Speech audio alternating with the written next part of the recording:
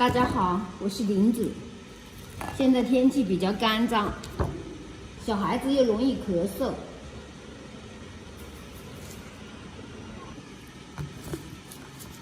今天给大家分享一个金桔苹果柠檬水，除燥润肤，多给小孩子和老人做，营养健康。首先，我们将食材用盐给它搓洗干净。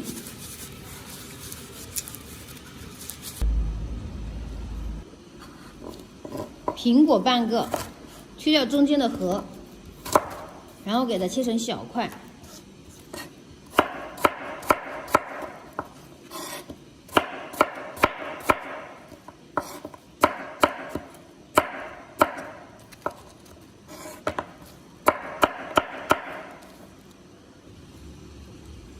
柠檬我们取半个就够了，切成片。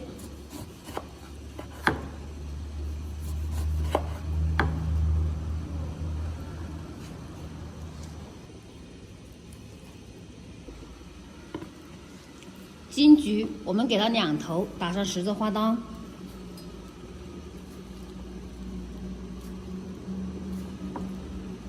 这样更能煮出它的香味。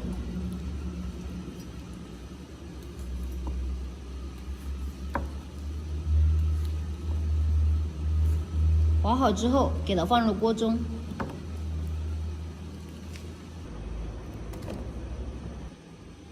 红枣也加进来，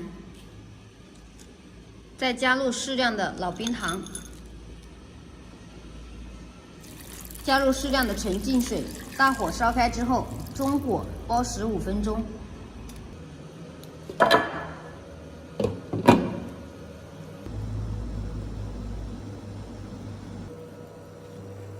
时间到了，我们打开来看一下，哇，好香啊！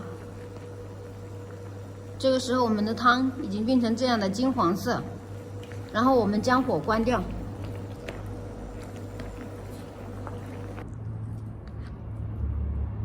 酸酸甜甜的口感，小孩子非常的喜欢。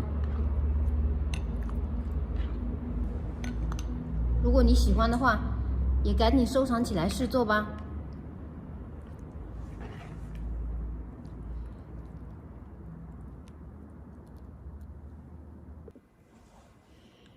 常喝这样的金桔汤，除燥润肤，效果好。